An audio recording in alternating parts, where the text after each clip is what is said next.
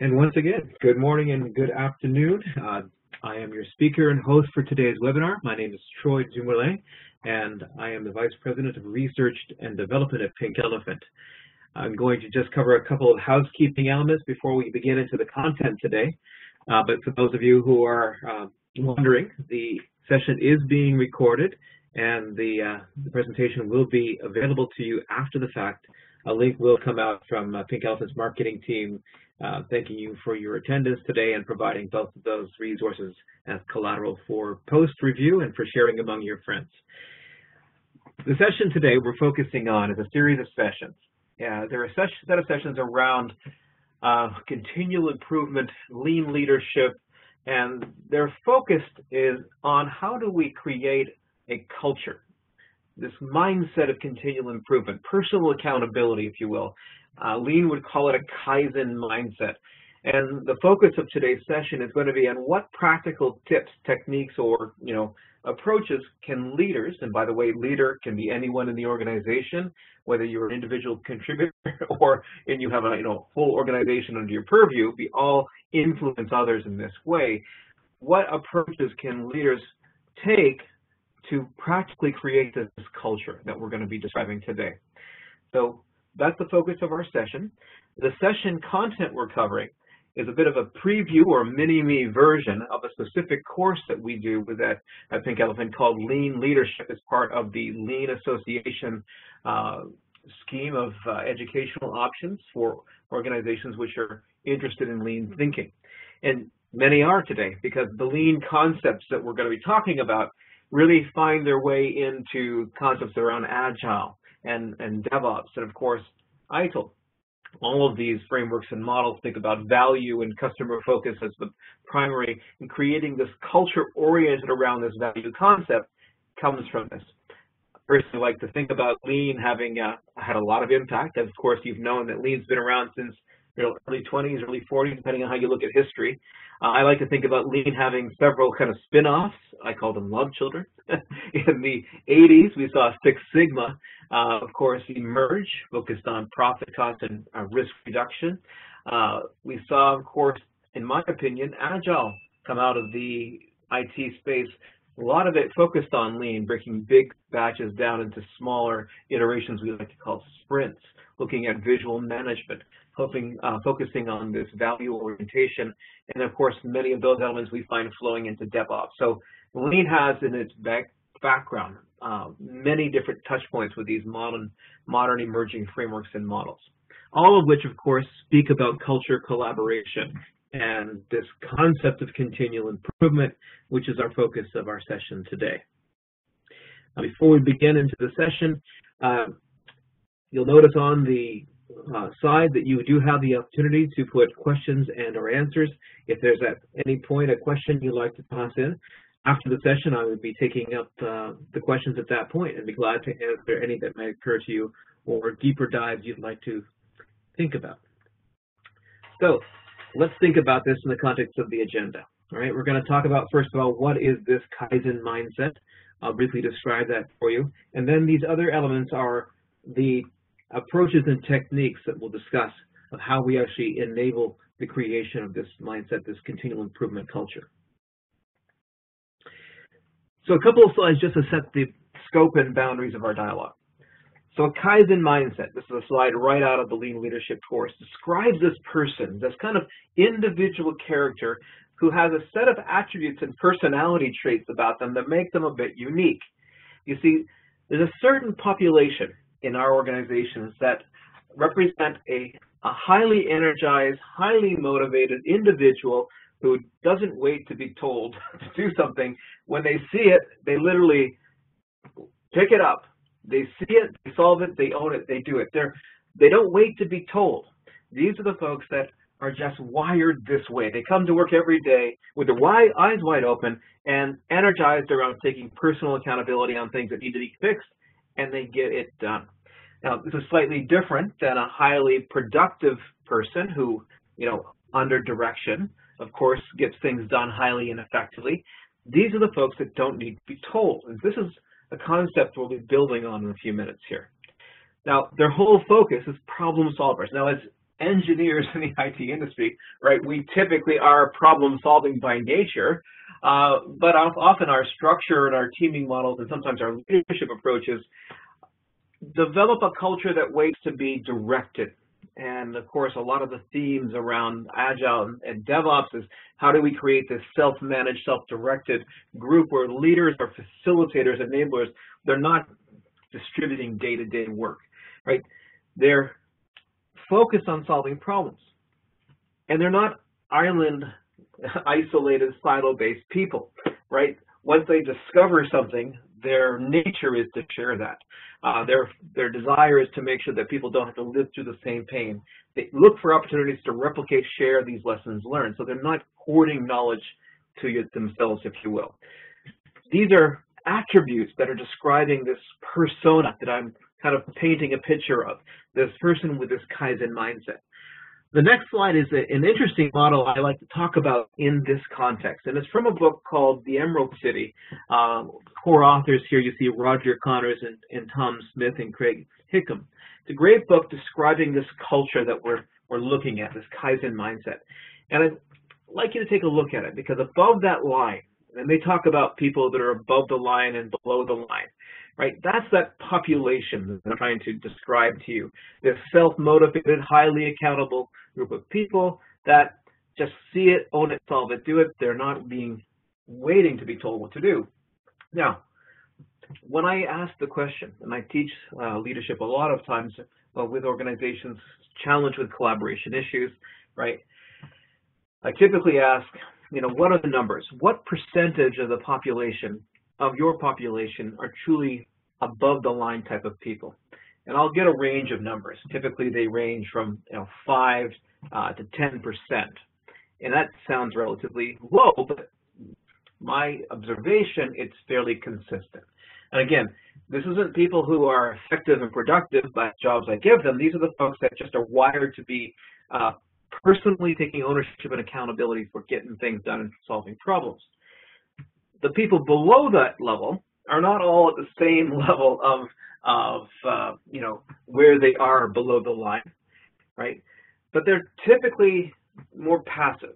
In essence, when you bring them a problem to solve or an issue to address or an opportunity to get involved with, they typically express the typical words we hear, right? Wait and see, it's not my job, I don't know what you mean, right? It's above my pay grade, that's not the way we've always done things, that won't work here. I'm sure you've heard these, the expressions multiple times. Well, in this concept, the people that we're describing that are below the line are, you can account the concept, well, we have personal accountability above the line, this Kaizen, continual improvement. Below that line, there's this victim mentality, right? It's a dog-eat-dog world and I'm wearing milk-bone underwear. Someone's got it out for me. And the problem is, most of the time, they're passively waiting to be told and directed. Now, truth be told, not everybody is at the same level. There are literally people just below the line, and one small helping hand can get them above. And then there are literally people in the basement, trolls, if you will, that are constantly, actively, negatively influencing your culture. Now, we'll talk about strategies for bringing more people from this below the line concept above the line. That's this next set of discussions we're going to have. But I want you to imagine if you're like that organization I described, that 5 to 10% population that's above the line, that means that 90-ish% are below. And that's a leadership problem right there. Imagine, if you will, we could take even 5 to 10 more percent above the line and imagine what that would do to the culture of your organization.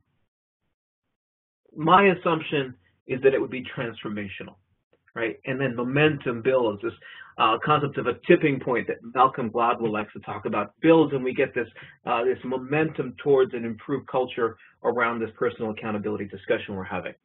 That's the goal of what we're focusing on here. So let's begin with the beginning.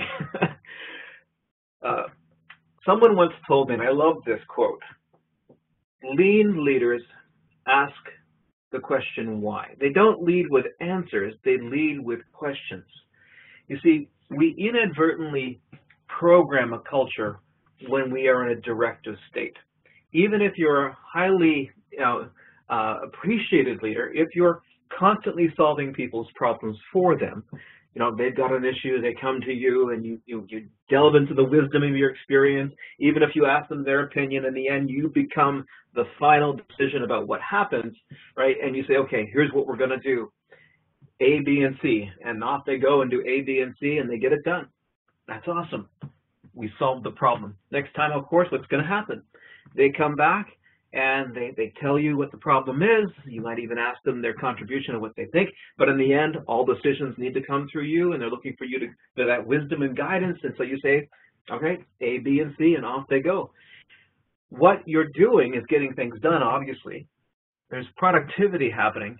But what are you also doing in the context of programming the culture that we're trying to describe here? You're programming a culture, whether you realize it or not, to be dependent on you, right? They're coming to you for the quick wisdom. The gumball machine of wisdom is what you are at this point, and they don't become self-sufficient. When you're away at a conference or on vacation, you have to ask yourself, what's happening? And again, if you've programmed this culture, either intentionally or unintentionally, they're dependent on you as a single point of contact, a bottleneck, if you will. One of the ways that lean leaders create and evolve this culture of personal accountability, continual improvement, is they lead with probing questions. They use the Socratic method, if you will, versus automatically offering up the answer. Even if you have the answer, it's better for them to discover it through a series of questions and dialogue, right? My boss at Pink Elephant once told me, he says, Troy, don't come to me with problems, come to me with answers. Yes, you're welcome to come into my office at any given time, but when you have this problem, I'd like you to think through a couple of options, and you need to have a recommend, right? Not that he always went with the recommend, but the reality is he taught me how to think through problem analytics, problem solving, and most of the time we went with the recommend. Again, once I had someone in a class and they said something very wise, and they said, I've come to realize from a leadership perspective, it's more important to go with the answer I could live with than the one I would have personally selected if given a choice. Because that teaches people how to take personal accountability. Now, if you're going to learn what people need to know, right, and how to facilitate and enable this culture, you can't do it from your office. When you're asking why, when you're probing with these questions, when you're leading with the why question, you have to do it where work actually happens. And Lean calls this go to Gemba, because how do you really understand what your people are living with, dealing with, and how you can best facilitate them as a leader unless you actually spend time where they work, walk a few miles in their moccasins, if you will. Right. This actually contradicts a well-known HR principle which says, well, leaders, should have an open door policy. This is an interesting principle. My door is always open. Come at any time. But of course, then you have to ask yourself, if your door is open, or verbally or not, where are you? Right? Obviously, you're in your office. You're not where work is actually happening. So lean leaders learn to teach, promote, and we're going to talk about values and vision in a minute. They learn themselves about their organization by leaving the office and going to the Gemba, which is where they can have the most practical influence on this culture dialogue that we're discussing.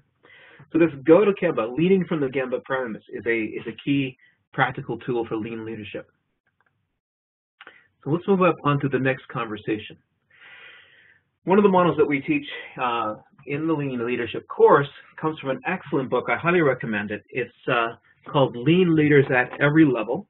Again, this premise that leadership isn't just situational or hierarchical in the organizational structure. It's a book by Leiker and Clovis, 2012, and I highly recommend it. And it talks about this model of how to develop lean leadership. And it begins in the middle. We're going to actually be talking about values and principles in a minute. And so you see, in this case, this is Toyota's true north values, the things they believe as a people. And then we go to the top of the screen where we see the first step is committing to self-development.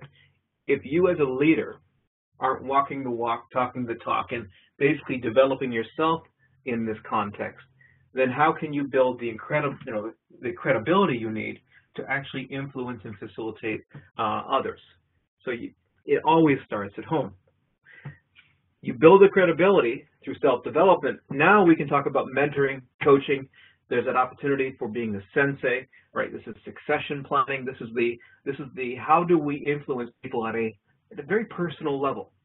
Lean leadership focuses not just on the work task of the individual, but looks at the person as a holistic being, looks at all the dimensions and says, how can I help this person develop individually across multiple perspectives, right? That's investing in individuals, which is, of course, going to have an implication on culture.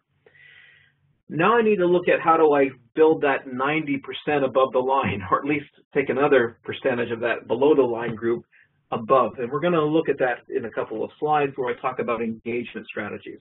How do I establish this continual improvement culture? Again, we're already thinking about that when I think about leading from the Gemba, right? And things that we're talking about now.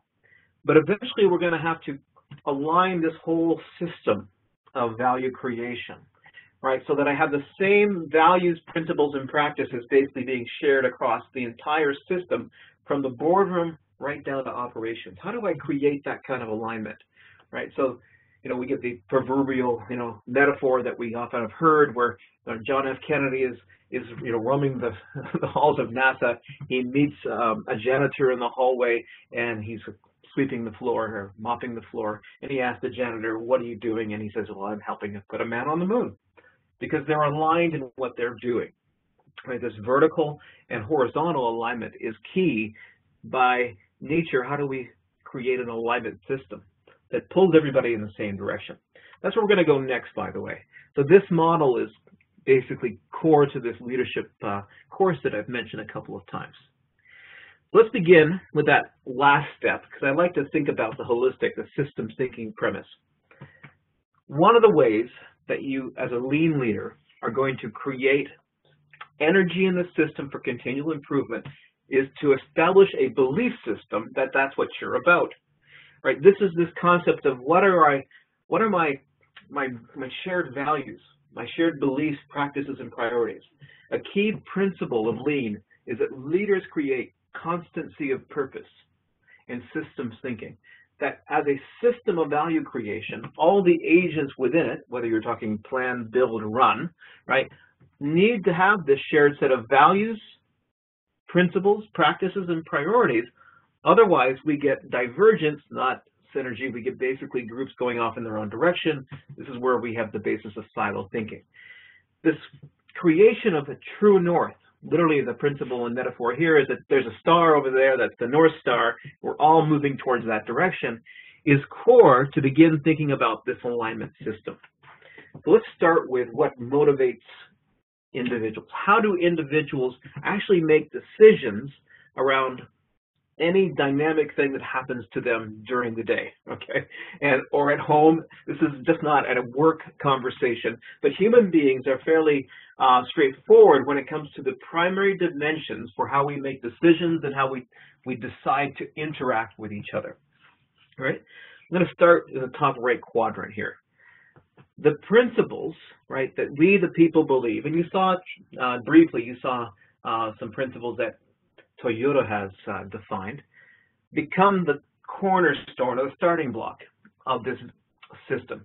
If we the people have agreed that these are the values that we share, and by the way, a principle is a shared value.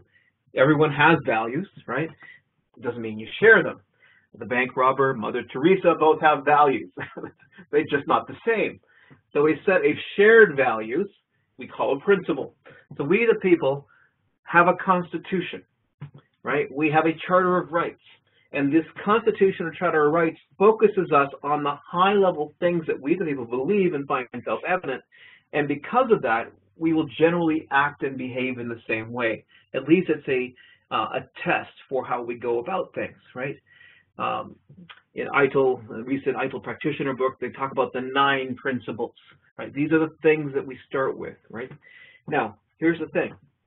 If these principles don't exist, or they're not shared, where every tribe, group, or nation, team, has their own principles, right? We don't have a consistent true north. So if principles aren't the basis for how we actually make decisions, then the other 2 elements become the alternate dimensions. One could be external pressures, right? Whatever happens, I basically go with the wind. Literally, the wind metaphor helps us out here. Think about sailing. I get pressures from home, I get pressures from my work, I get pressures globally, and all these pressures make me react. And I'm reacting and basically going wherever the wind blows.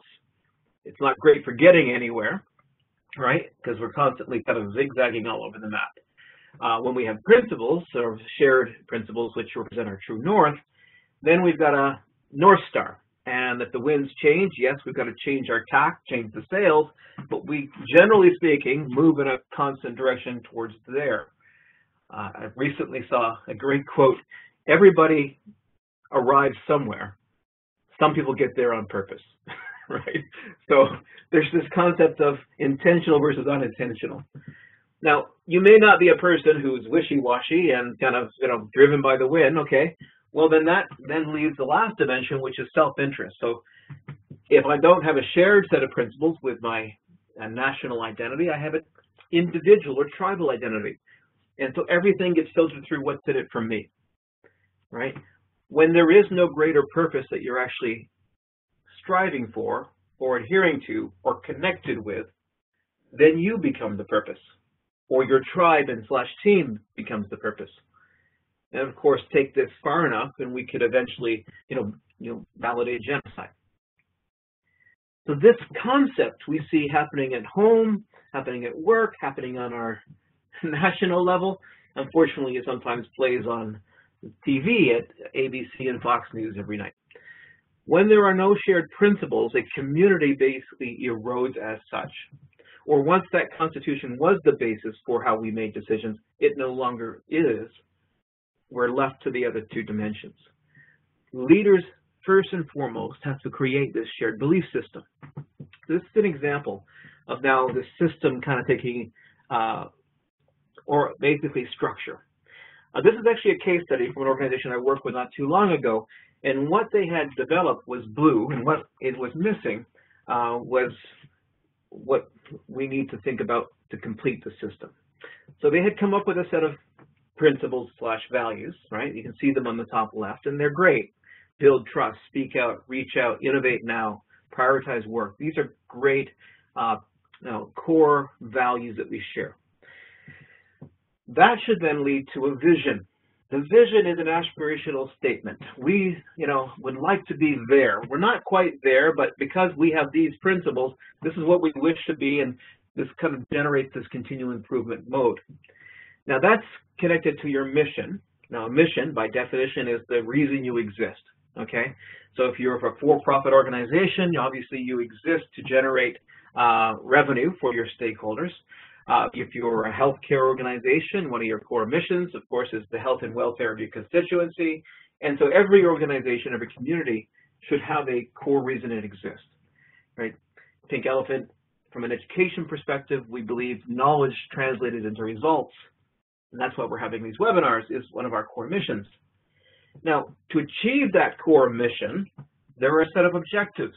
And these objectives are your major goals, right? They could be technology goals, they could be process goals, they could be organizational and cultural goals. All of these are your annual objectives, if you will. And they should, in essence, be then the basis for your key performance indicators, the things you're measuring, because the measures would measure the objectives, which focus on the mission, which strives for the vision, which is connected to the value system. Now, the next part of this system, because what we're seeing is an alignment system, this is that true north premise, is that if these are the objectives and these are the core measures for those objectives, then they should be the basis for prioritization of what's in my portfolio, what's my program, which is multiple projects, And they are the basis for prioritizing, validating, and actually, approving what are the major capital initiatives we're doing, right? These connect to this alignment system. They are the basis for this prioritization mechanism. But not just projects, because some organizations focus on the projects, but they also focus on your operating model, your strategy, design, transition, operations capabilities, right? Which then have processes, which then have roles. And as important as the project is to ensure that your capabilities, your processes for managing service delivery are equally improved as necessary to meet the KPIs, to meet the objectives, to meet the vision. What we're describing here, folks, is a complete alignment system for how do you pull a whole system into alignment vertically and horizontally across the whole organization. Now, in this case study, what you're seeing is the blue things existed. That was good, but what was missing were the other constituent parts. So the values weren't really connected to anything meaningful, anything that actually would translate down to what do I do first, second, and third. So they were there, they were nice things on the wall, and they were literally posted on the wall, but they didn't connect to anything else. So they weren't leveraged or used in any kind of practical way. Measures existed, but they weren't really connected to key objectives, right? So we didn't even know what objectives these measures, they were simply good things to measure. And then the project, everyone does them, again, were isolated. So there was no way to connect this whole system together. Now what you're seeing here is alignment systems. You're constantly, continually improving, plan, do, check, act, the top left, right? So you're looking at your values, your vision, your mission, maybe every 3 to 5 years, right? That's a cycle of iteration. And then you have an annual cycle where your objectives, your KPIs, and your improvements, that's an annual cycle. There's 2 key cycles rolling here. And when leaders create this purpose for living, if you will, connected to a greater set of values, think back to the previous slide, right? I have a system that begins to generate towards a common objective. They live in community versus breaking down into isolated silos. Right? I get people who connect to something greater than them. Otherwise, they are the greater than, right? As I mentioned earlier, when there is no greater purpose you serve, then you are the purpose, whether that's a team statement or an individual statement. So think about that. So this lean leadership discussion, right? We can also kind of leverage an interesting book that many of you might be familiar with, Jim Collins, Good to Great. He talks about the contributions individuals make to a community, to an organization. And there are different levels, and they each have different value propositions. But what is a lean leader is actually something we can look at leveraging this model as well. So level 1, he talks about the highly valued contributor, right? The individual contributor. This person can get work done, but they're not necessarily a team player. You may not even want to put them on a team. If you're familiar with the show Big Bang Theory, this is Sheldon Cooper. You know, don't put Sheldon on a team. Give him individual work to do. Then there's people who are good personal contributors, but they also collaborate well. They create energy within the team. They don't destroy or detract from the team. All right, that's a good collaborator. Then I have a person who's a manager. A manager, we need management, you know, scheduling, orchestration. My wife is the manager of our home. She tells us where we need to be and make sure that we don't miss dentist appointments. This is a key skill. Not all of us have it, but it's a necessary contribution to the community. Then we have this effective leader. And this is where we're getting into this. We're going there, right? This is that true north, this alignment system conversation that we were talking about a minute ago. There's 2 types of leaders, folks. A level 4 versus a level 5. A level 4 will typically drive an organization towards a constant goal. There's things that are achieved, but that typically happens because of the strength and the energy of the personality and the character of the individual. By the very energy of that persona, the organization is driven forward. Unfortunately, what often happens is that once that leader no longer exists or no longer is in this organization, does what they started, you know, does that it exists beyond their tenure? Or once they're now gone, has that leadership left a vacuum where everyone says, what's next? What are we doing now? You see, a level 4 leader can get things done by the strength of their personality, but their impact doesn't last beyond their tenure. There are many examples, I'm sure you can think about them, where that is the case, where that leader is gone and the organization now is drifting, right? Because they didn't create an environment where everyone was a leader. And that's the difference between a level 5 and a level 4. A level 5 leader is very different in Jim Collins' model. This is a person who's not driving based on the answers, right? This is a person who's taking time to not develop followers, but to develop leaders. Just to think about this, there's actually 3 ways that leaders interact with the people that they lead. One type of leader attracts followers. They do attract them. They are a leader. But the followers are seen as a means to an end. They're consumables, if you will, right? So they attract followers and they consume them. And there are many more who come up and basically stand in line. Then there's a leader, we're still at level 4, who attracts followers. They develop followers. They encourage followers. People enjoy being led by this leader. But all of that has basically been to develop followers, not even intentionally, right? The third type of leader doesn't develop followers. They develop leaders. They're not the quick answer, gumball machine of wisdom. They're leading with questions. They're facilitating, enabling, promoting self-management, not direction.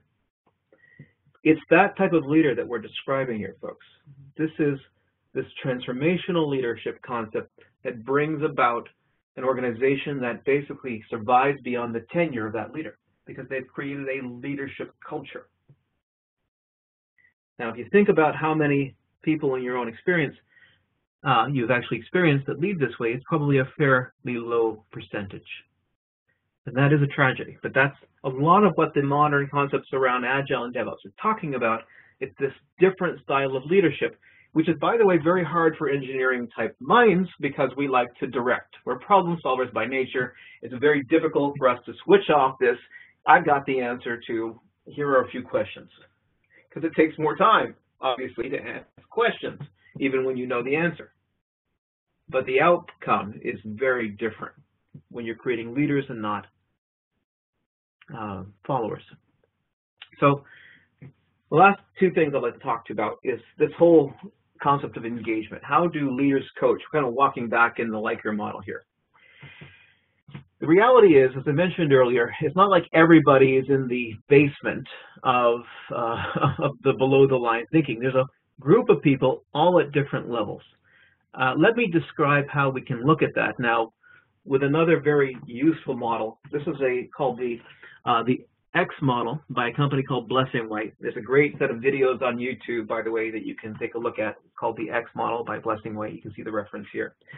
And Blessing White's model looks at the organization, this discussion we've been having so far, in the context of 2 primary dimensions. On the right, we have the organization, and the organization has a goal. And the goal here is to get maximum contribution, whatever that is. Is it profit? Is it maximum knowledge into the students of the education system?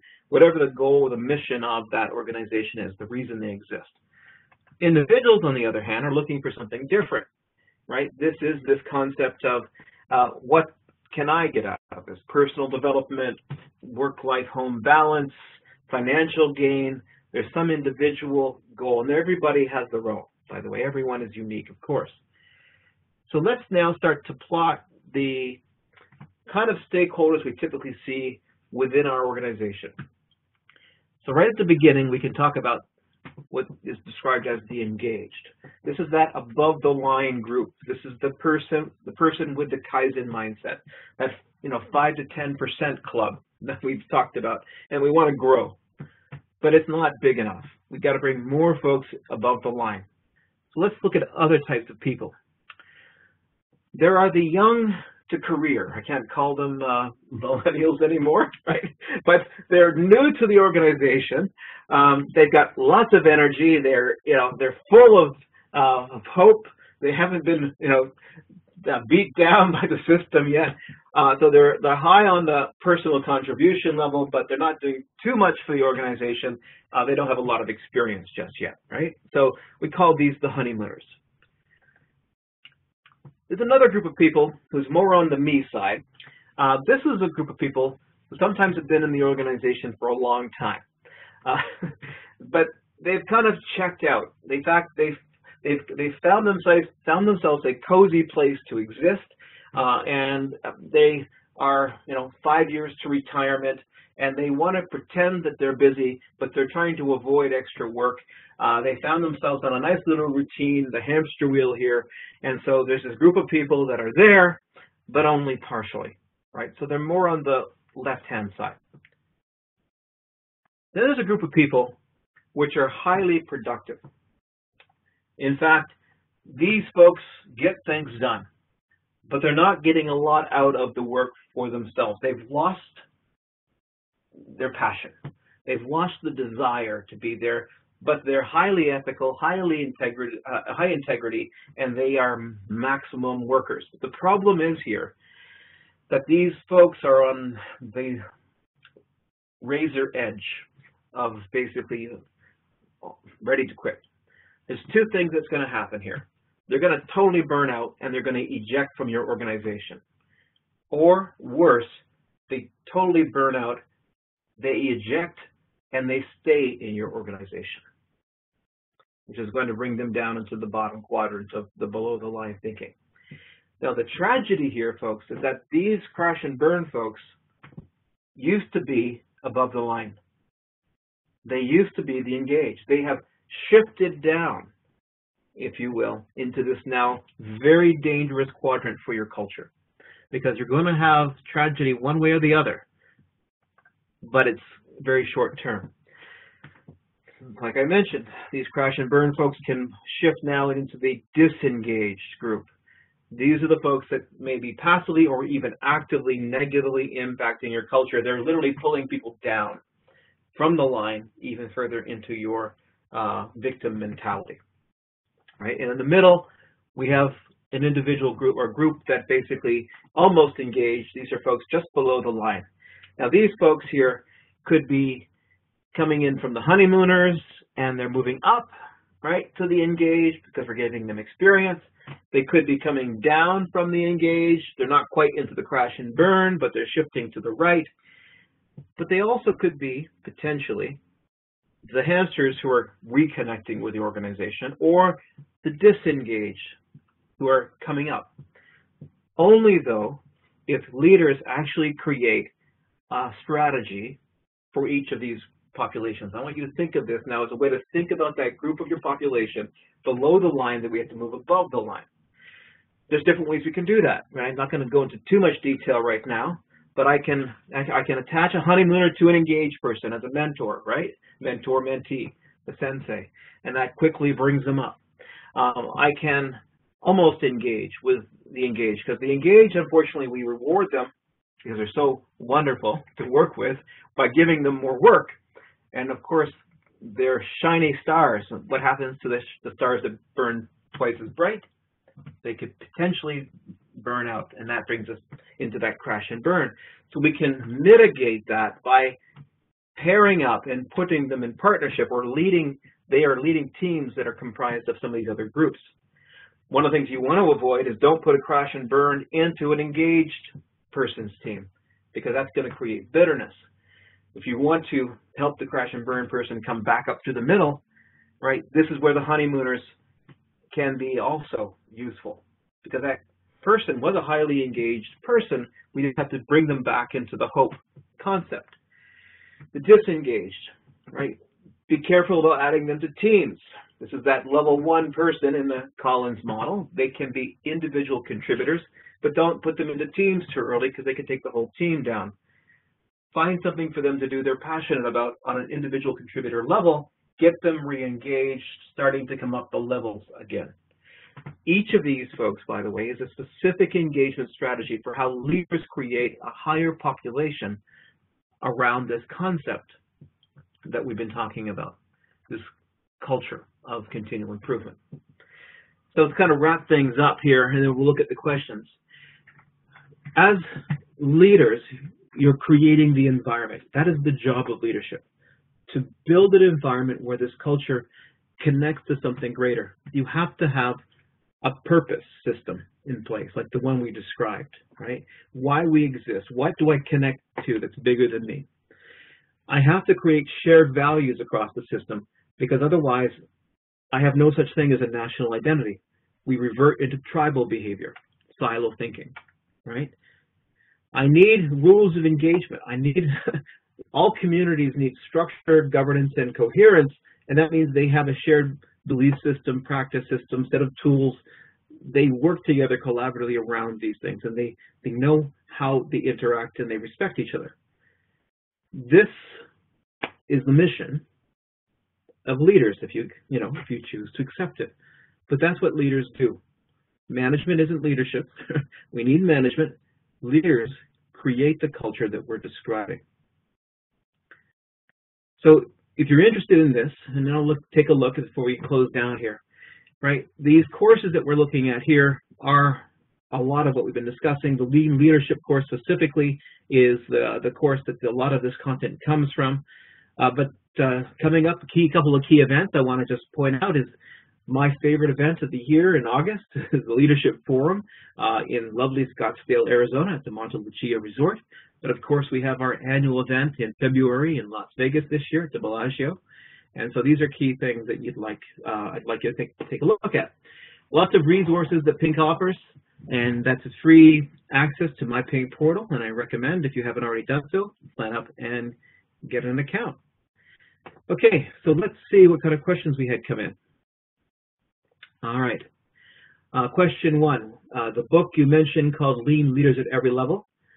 Okay, that's a book by, I think it was Lycus and Clovis. And again, I'll go back there so you can see that, get the reference. Totally recommend that. Let's see here.